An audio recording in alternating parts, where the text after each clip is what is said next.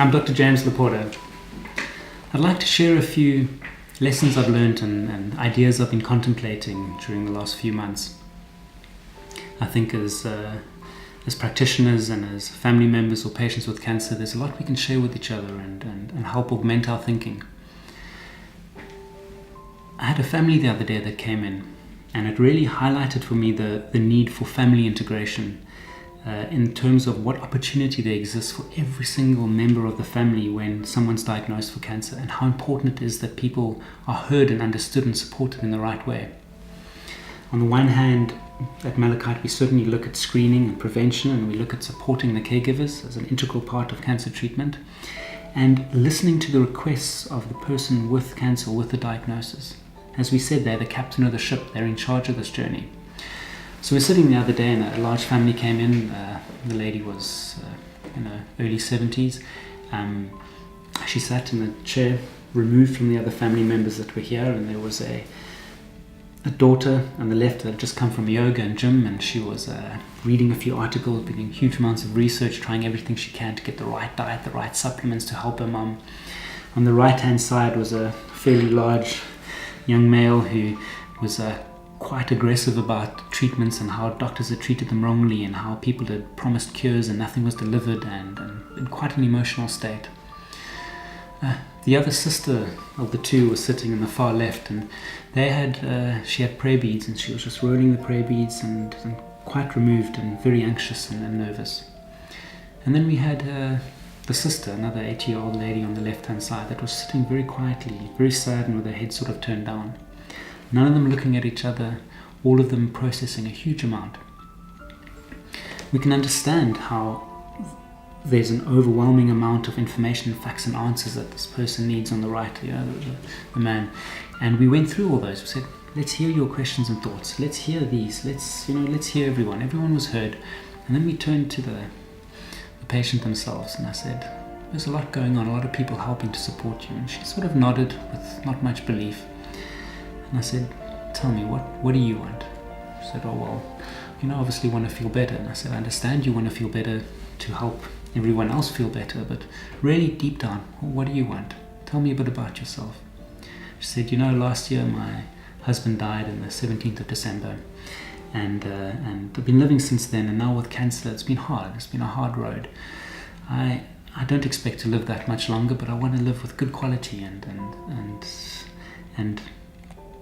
she sort of paused for a moment, and I said, oh, when would you like to die? She looked at me and she smiled and she said, the 17th of December this year. Which was 2 months away. So I said, okay, that's your wish. And the family got quite upset, and they all had things to say, and I said, let's draw nearer, let's listen to that. And there were a few other things that were said, or maybe a bit too personal to share, and we just sat there and held them. That was the whole consultation, nothing about the cancer itself. And at the end of it, they had literally moved their chairs and were sitting together, crying and holding her. And she sat there with the biggest smile on her face, the most peaceful I've ever seen her during a consultation. What we did was, after that, we put a needle in and we drained some fluid off her lung. She felt much better. We gave her a proper script of analgesia and had to reassure the yoga daughter that these pain medicines were appropriate for her right now. We looked at the nutrition and the diet she was taking. It was far too strenuous. We changed them to something enjoyable and respected her wishes. Chemotherapy would have hurt her more. Some of the photodynamic therapies and things like that we would have done were certainly not appropriate. And she came back every 2 weeks, and we just modified things and helped her out, and she lived fairly well. I got a phone call, a message at 2 minutes past 2 on the morning of the 17th to say she had passed away, fell sick the night before. If that's not a perfect outcome of healing, I don't know what is. She gave a gift to the family and a level of integration that I've never seen before.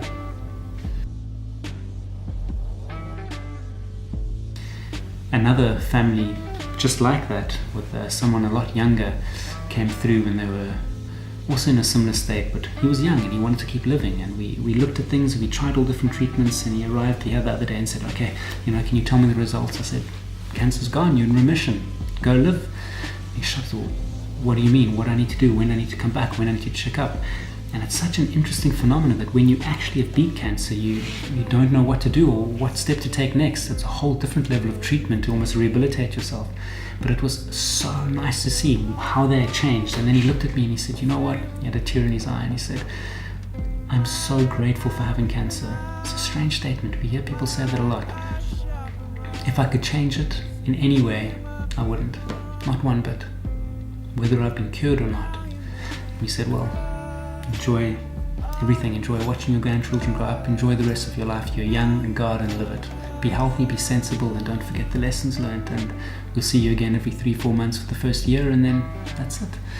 And that's obviously very rewarding, equally rewarding.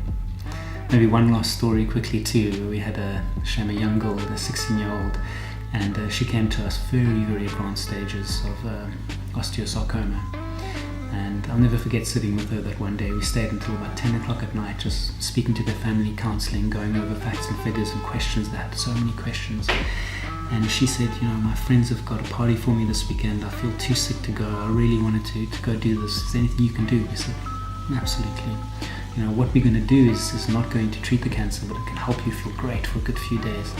We gave an infusion of vitamins and various other anti-cancer agents, and she literally got up and felt much better that night. The next day she also felt a bit better, and then we got a picture of her on a boat with her friends, and they were literally dolphins just jumping next to her, and she sat there with the biggest smile looking at the camera, and she was completely content. She passed away the next day, and the family came in with smiles on their faces and said, you know, we're so sorry to have lost her, but she has taught us so much and everyone else so much.